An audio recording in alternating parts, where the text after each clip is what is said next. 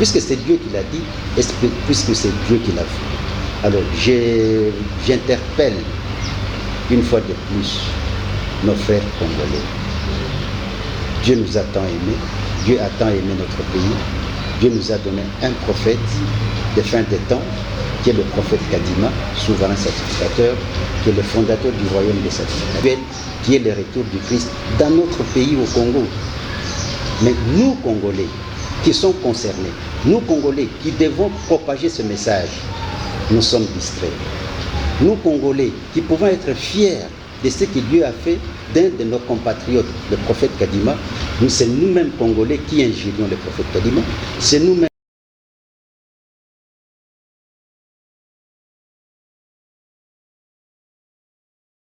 Très heureux de vous retrouver une fois de plus, dames et messieurs, à cette grande chaîne de télévision, la Parousie TV, au travers de son émission Parlons Parousie. Une très grande émission où son éminence lui-même se permet de venir vous expliquer petit à petit, vous expliquer de ce qui est dans, bien sûr, les petits livres que nous appelons évangile, tout ce qui se trouve dans l'évangile. Son éminence Claude a toujours eu ses soins, ou soit ses privilèges de vous expliquer petit à petit. Je pense que beaucoup comprennent déjà de quoi s'agit-il. Il s'agit donc de la parousie qui tient d'ailleurs l'intitulé de la chaîne et l'intitulé aussi de l'émission. Parlons Parousie, c'est une émission qui existe déjà bel et bien, dames et messieurs. Aujourd'hui, une fois de plus, nous les recevons, qu'ils puissent vous éclairer des ondes d'ombre, qu'ils puissent vous dire aussi où nous en sommes, en parlant bien sûr de l'église des sacrificateurs ici à Kinshasa, et je dirais même en République démocratique du Congo. Je m'en vais saluer directement son éminence. Bonjour. Bonjour, monsieur le journaliste. Est-ce que vous pouvez glisser quand même un mot par rapport à toutes ces personnes qui vous suivent de temps à autre, qui ne sont pas sacrificateurs bien sûr, parce que les sacrificateurs déjà, je pense qu'ils sont abonnés à cette chaîne de télévision, et d'autres vous suivent aussi en direct des chaînes de télévision analogiques ou numériques qu'on sort. Effectivement, je commence par vous remercier pour la énième occasion que vous me donnez aujourd'hui de pouvoir m'adresser à l'opinion. Je crois que je demanderai à tous les sacrificateurs, aux chercheurs, aux hommes d'église, aux frères et sœurs chrétiens, de pouvoir suivre attentivement l'émission Parlons Parousie, parce que, comme vous l'avez dit dans l'introduction, c'est une grande émission, et le message qui est transmis est un message très, très, très important. Parlons Parousie, c'est une plateforme, une chaîne qui vous explique le message du prophète Kadima, la mission du prophète Kadima, qui vous explique son œuvre, qui est l'église des sacrificateurs qu'on appelle le royaume des sacrificateurs, ou l'église évangélique des sacrificateurs. Que ce soit église évangélique des sacrificateurs ou royaume des sacrificateurs, c'est pratiquement la même chose. Alors nous sommes là en tant que disciples du prophète, en tant que disciples du souverain sacrificateur Kadima, pour expliquer ce qu'est la parousie, pour expliquer le message du souverain sacrificateur Kadima, pour expliquer la mission du souverain sacrificateur Kadima et ce qui est en train de se passer aujourd'hui au niveau de notre pays et à l'extérieur du pays. Voilà, la question reste ouverte et nous posons cette question de temps à autre. Est-ce que parmi les armes que son éminence utilise pour propager la bonne nouvelle, est-ce que la télé parousie sur YouTube suffira-t-elle, ou alors vous avez encore d'autres brèches? Comment atteindre tout le monde pour que tout le monde soit aussi au courant de cette bonne nouvelle? Non, c'est-à-dire que nous ferons tout ce qui est dans notre possible pour que nous puissions atteindre même les coins les plus reculés, c'est-à-dire tout le monde. La télé-réalité existera et des émissions qui vont pouvoir suivre. Je pense que nos internautes, nos amis qui nous suivent ne seront pas déçus. Vous aurez toutes les péripéties de ce qui se passe au niveau de l'église, du royaume des sacrificateurs. Nous sommes en République démocratique du Congo, nous sommes au cœur même de l'Afrique. Ici, c'est Kinshasa. Et est-ce que la parousie, ces beaux messages, tout le monde l'a reçu avec certitude ou il y a encore des doutes dans les chefs de la population? Non, je vais commencer d'abord par expliquer la parousie. Peut-être qu'il y a des gens qui vont suivre l'émission pour la première fois. Qu'est-ce que la parousie? La parousie, dans une explication tout à fait simple, explique le retour du Christ, c'est-à-dire la présence du Christ sur la terre. Vous savez que depuis des décennies, depuis même des siècles, on attend le retour du Christ. Lorsque Jésus-Christ avait dit « Je m'en vais et je reviendrai ». Et la Bible dit, les gens disent toujours « Le Christ reviendra bientôt ». C'est une promesse eschatologique du retour du Christ. Tous les chrétiens, tout le monde attend, tous les chrétiens attendent le retour du Christ. Les gens disent le retour de Jésus, les autres disent le retour de Jésus-Christ, et les autres disent le retour du Christ. Nous disons c'est le retour du Christ. Parce que lorsque Jésus-Christ avait dit « Je m'en vais, je reviendrai », ce qui allait revenir, le je, ce n'est pas Jésus, parce que Jésus ne pouvait pas revenir en chair et en os, mais c'est l'esprit christique qui était dans Jésus qui devrait revenir. Et nous disons, nous, sacrificateurs, au travers du souverain sacrificateur Kadima, que cette parousie, aujourd'hui, est une réalité scénarologique. C'est-à-dire, c'est une réalité réelle, une réalité vivante. Nous vivons la parousie depuis l'année 1963. Peut-être que les gens ne sont pas informés, ou les autres sont mal informés, et les autres seront informés aujourd'hui, à partir de cette émission, pour vous dire que le Christ tant attendu est déjà de retour au travers du souverain sacrificateur Kadima dans le royaume des sacrificateurs. Mesdames et messieurs, je pense que vous êtes en train de nous suivre, peut-être pour marteler avec insistance, voulais-je dire, la parousie est bien expliquée par son éminence et moi, et je pourrais peut-être vous dire que les portes sont grandement ouvertes, surtout aux gens qui veulent poser des questions. Il y aura pas mal des séminaires qui seront organisés, il y aura pas mal des débats ouverts qui seront bien sûr à la disposition des jeunes qui sont curieux pour savoir ou pour en savoir plus sur la parousie. Mais en attendant, laissez-moi vous dire que Kinshasa est déjà sous contrôle de la parousie, bien sûr, qui est un grand message que moi, personnellement, j'aurai tout le temps pour vous expliquer, parce que j'ai vécu aussi ça, je suis aussi impliqué, je peux dire c'est une réalité dans laquelle j'y suis impliqué moi-même, je suis aussi sacrificateur, peut-être les autres ne le savent pas, ça je suis en train de l'annoncer à la télévision aussi, voilà, pour que les gens comprennent bien.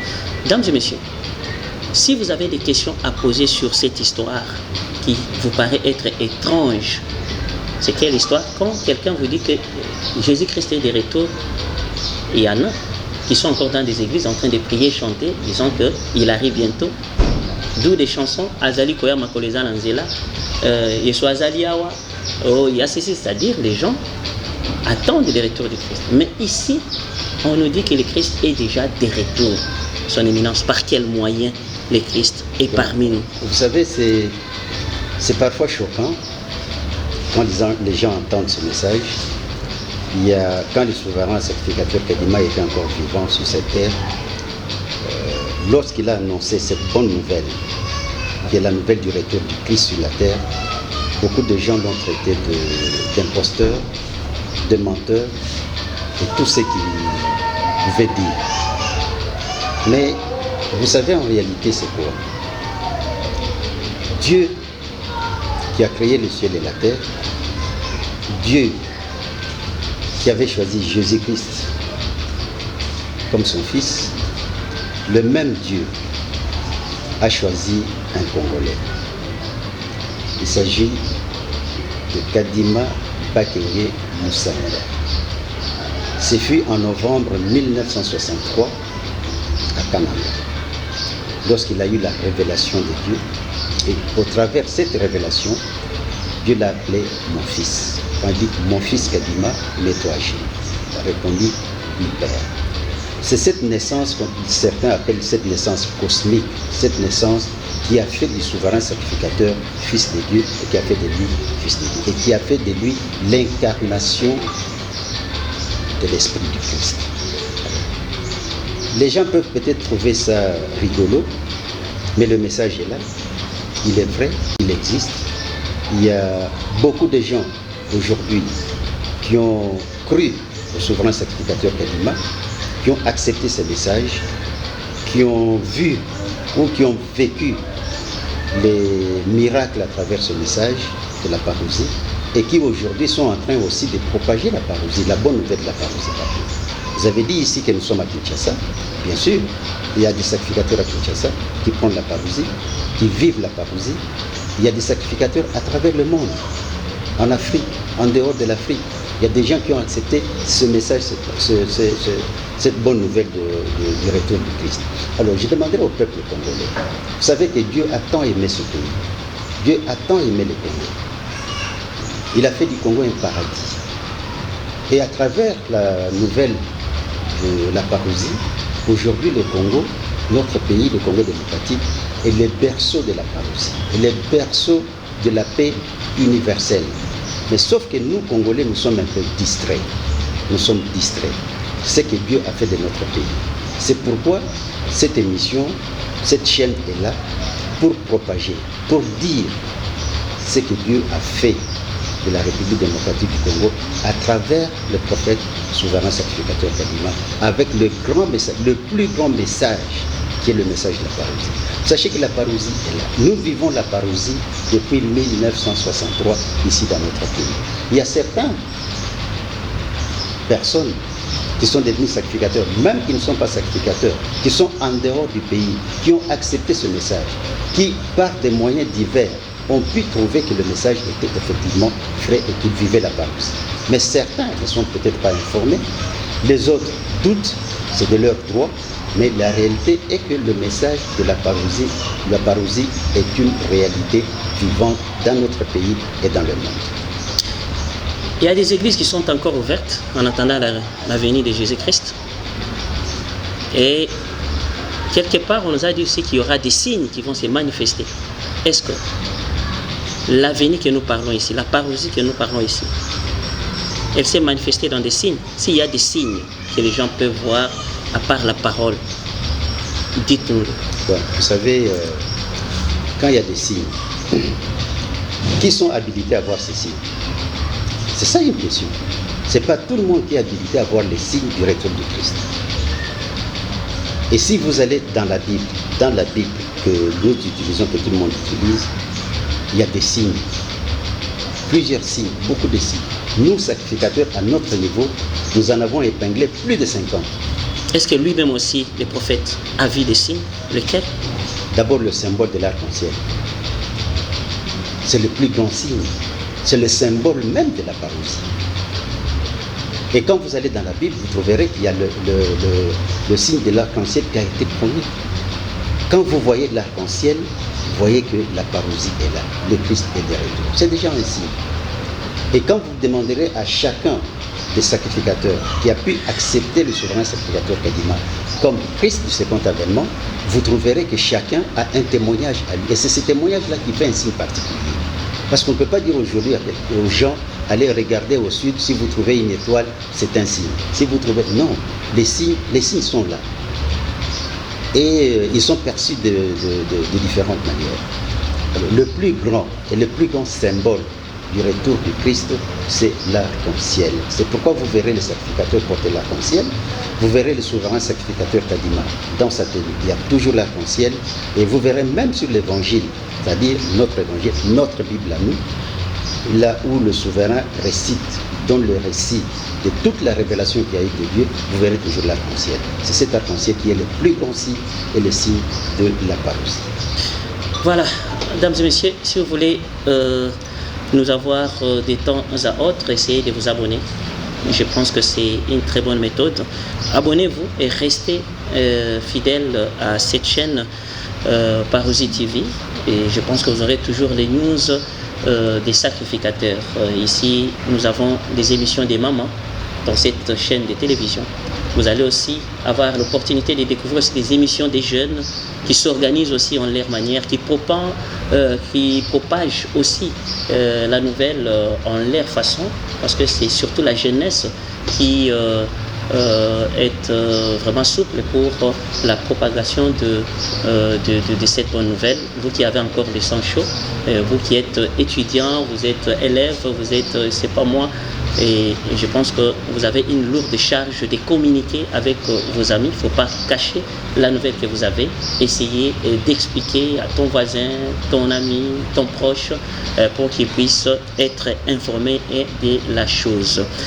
Nous poursuivons avec notre émission. Nous sommes pendant l'an 2000. C'est 2022 déjà, 2022. Et la dernière émission, nous l'avions faite en 2021 avec vous. Là, on est en 2020. Quelles sont les avancées quand même dans l'Église? Est-ce que vous avez eu le temps de faire un petit tour dans des provinces? Je signale aussi par ailleurs que l'Église des sacrificateurs est partout dans le monde. Et comment vous faites pour faire la ronde, savoir tout ce qui se passe partout ailleurs? Bon, vous savez qu'aujourd'hui, avec les nouvelles technologies de l'information, nous sommes informés en temps réel. Nous sommes informés en temps réel de ce qui se passe partout. Pas plus que hier. J'étais en contact avec les sacrificateurs de Ndekesha, c'est-à-dire dans la province du Kasaï central, le territoire de Kazumba. Je suis intervenu dans leur culte de mardi, la nuit, en veillée de prière. Ils étaient là, par WhatsApp. Vidéoconférence et comme ça. Là, on a utilisé WhatsApp par conférence. J'ai pu intervenir, j'ai suivi ce qu'ils priaient, ce qu'ils disaient, je leur ai donné des conseils. J'ai même prêché à partir de Kinshasa. C'est pour vous dire que nous sommes informés en temps réel. En tant que responsable de l'Église, je suis au courant de tout ce qui se passe dans nos sacrificatures, c'est-à-dire dans toutes nos provinces et même à l'étranger. Alors, comme vous venez de le dire, je crois que personnellement, j'avais fait un déplacement dans le Grand Katanga. J'étais à Lubumbashi, je suis allé à Kasumbalesa, j'étais à Kipushi, j'étais à Likasi, j'étais à Kolwezi, toujours dans le cadre de l'évangélisation et de l'inspection. Et le message qui nous unit, le message que nous propageons, c'est la parousie, le retour de Christ. Ces sacrificateurs que j'ai visités, ils prient au nom du souverain sacrificateur Kadima, ils propagent la parousie. Dernièrement, au mois de novembre, nous étions en Bushimai, au mois de novembre, où nous avons célébré la Pâque, qui est notre fête annuelle. Chaque année, au mois de novembre, nous y étions. Nous étions en Bushimai, nous avons célébré la Pâque. Et il n'y a pas longtemps aussi, j'avais traversé l'autre poule au niveau de Brazzaville, où il y a une sacrificature, il y a des sacrificateurs aussi. C'est dire qu'aujourd'hui, nous avons toutes les informations de ce qui se passe au niveau de l'évolution, au niveau de l'évangélisation, au niveau des activités de l'Église. Nous sommes vraiment au point. Aujourd'hui, si on demandait à son éminence de lancer un message d'abord à tous les sacrificateurs de partout où ils se trouvent. D'abord, comme je l'ai toujours dit, à tous les sacrificateurs et sacrificatrices, le message que je lance est un message de paix, un message d'amour, un message d'unité. N'oubliez pas ce que nous disons toujours dans notre prière sacerdotale. Nous demandons à Dieu qu'il nous donne un esprit de joie et un esprit d'amour.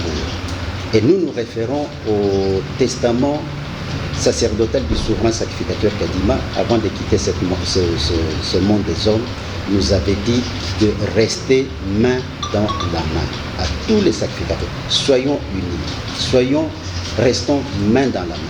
Parce que c'est lorsqu'on est unis, lorsqu'on est ensemble, qu'on est fort. Et quand on est divisé, on est faible. Alors je demande aux sacrificateurs et sacrificatrices de partout de rester unis, d'avoir cet amour entre nous-mêmes, d'avoir cet esprit de joie et cet esprit de partage. C'est ainsi que notre Église, le royaume des sacrificateurs, ira de loin. Les sacrificateurs prient tout le vendredi. Est-ce qu'on peut savoir pourquoi les choix du vendredi? Parce que nos cultes ici habituels, c'est dimanche, chaque jour, tous les dimanches on est là. Mais pourquoi les choix du vendredi? Bon, je ne sais pas si la même question a été déjà posée aux musulmans, ils prient aussi vendredi.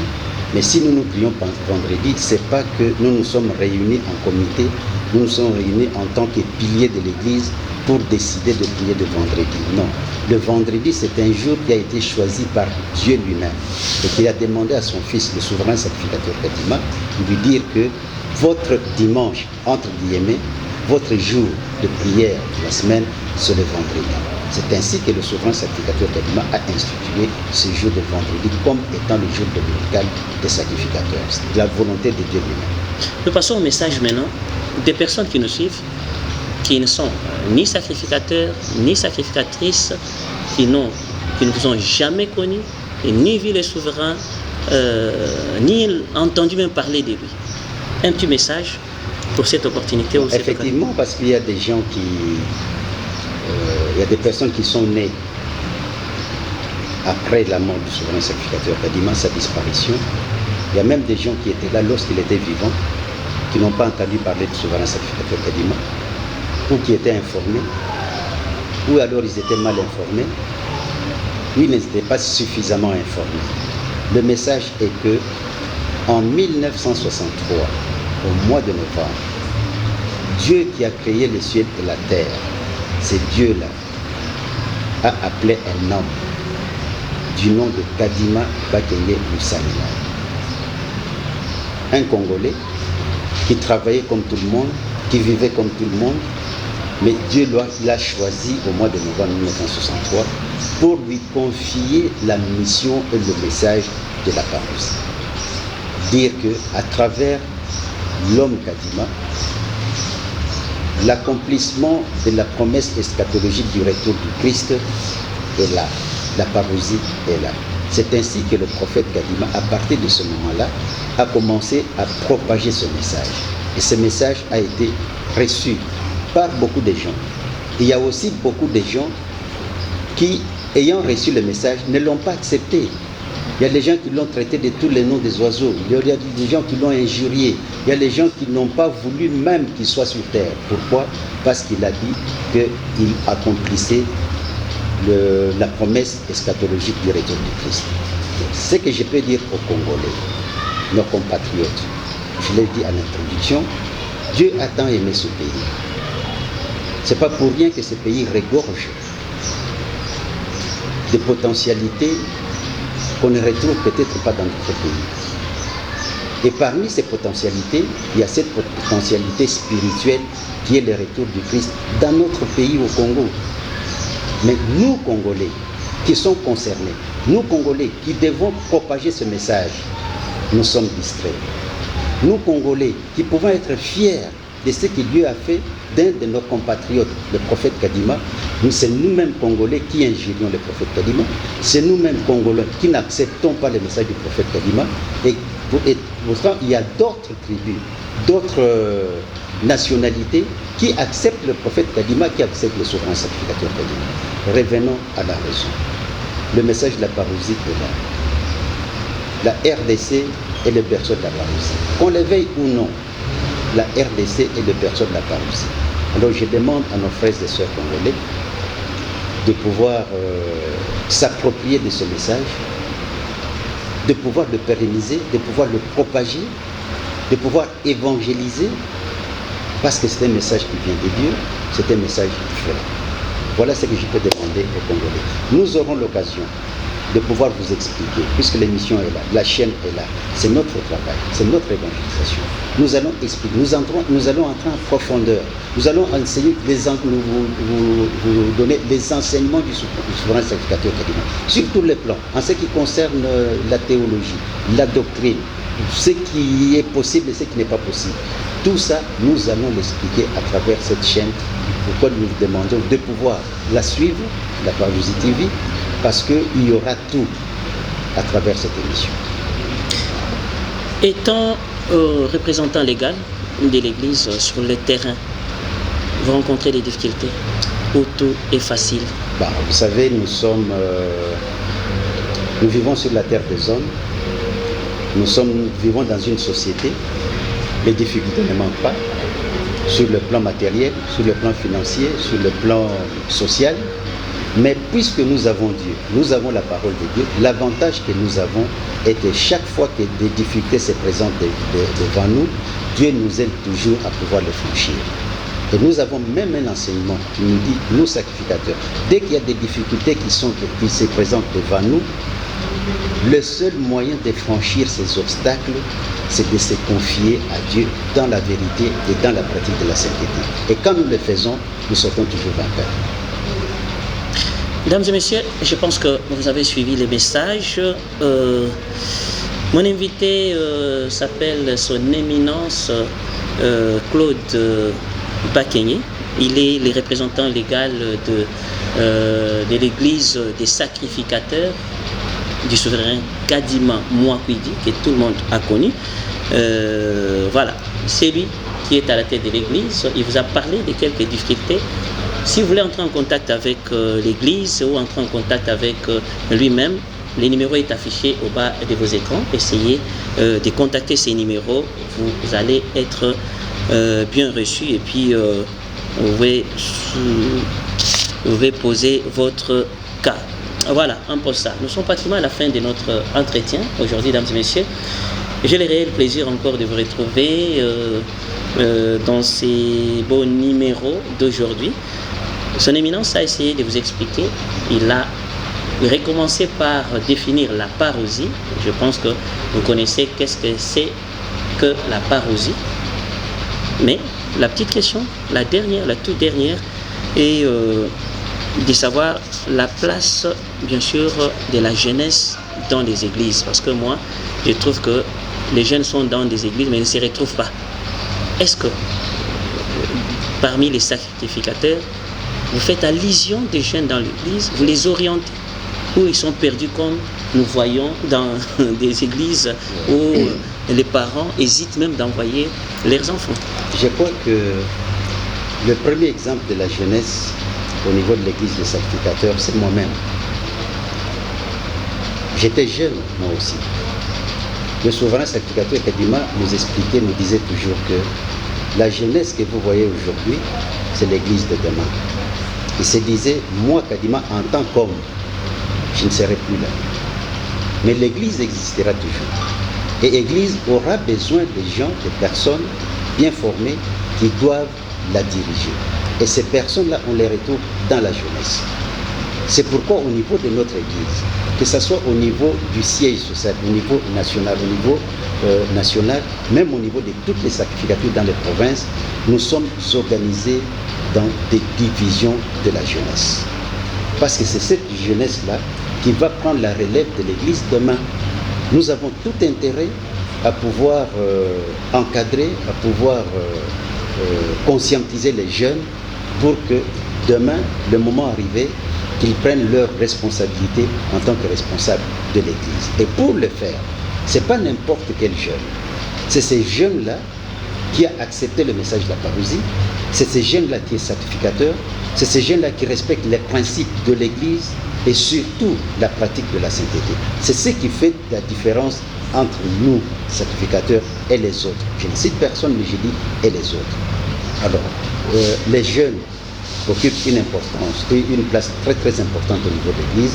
Je suis d'ailleurs fier de dire qu'au moment où je suis en train de parler, il y a le chef de division de la jeunesse de Kinshasa qui est sur place avec nous. C'est une fierté. Je crois qu'il fait son travail avec beaucoup de maîtrise, avec beaucoup de tact dans l'encadrement des jeunes. Et je suis fier de dire que même si demain nous ne serons plus là, nous avons préparé des jeunes qui peuvent prendre la relève de l'Église sans faille, sans complexe. Mesdames et messieurs, c'est par ici que nous mettons un bonnet rouge à cette grande émission, Parlons Parousie. Juste une minute de mots de la fin pour parler à ces peuples ou à la population qui nous suivent en ce moment. Ben, merci, monsieur le journaliste. Je crois l'avoir déjà dit. Nous sommes un peuple béni, c'est-à-dire le peuple congolais. Dieu a fait de nous un peuple plus important parce que c'est un peuple qui a connu l'accomplissement de la promesse du retour du Christ. Le message de la parousie, c'est peut-être un message qui fâche, c'est peut-être un message qui énerve, mais il reste un message capital. Si nous, aujourd'hui, nous sommes distraits, si nous, aujourd'hui, nous ne tenons pas compte de l'importance de ce message, puisque c'est un message qui vient de Dieu, sachez que les années à venir, ce message portera ses fruits. Lorsque Jésus-Christ était sur la terre, ce n'est pas tout le monde qui l'a accepté. Et quand vous voyez même dans l'église primitive, il y avait des gens, mais tout le monde n'avait pas accepté que le Christ était fils de Dieu. Mais aujourd'hui, c'est presque toute l'humanité entière. Nous avons cette confiance de dire que demain, l'humanité entière compte sacrificateur Kadima comme Christ de cet intervenant. Puisque c'est Dieu qui l'a dit, et puisque c'est Dieu qui l'a fait. Alors, j'interpelle une fois de plus nos frères congolais. Dieu nous a tant aimés, Dieu a tant aimé notre pays, Dieu nous a donné un prophète des fins des temps, qui est le prophète Kadima, souverain sacrificateur, qui est le fondateur du royaume des sacrificateurs, qui est l'incarnation du Christ. Nous n'avons pas peur, nous n'avons pas ce complexe de dire que Kadima est le Christ de retour sur la terre pour l'humanité tout entière. Merci beaucoup. Je vous dis au revoir et bonne suite des programmes à votre chaîne, c'est-à-dire chaque fois vous aurez toujours un thème ici dans Parlons Parousie. Moi et son éminence, on sera là chaque fois jusqu'à ce que le cœur de tout le monde sera transformé et tout le monde sera sacrificateur. Je vous dis au revoir.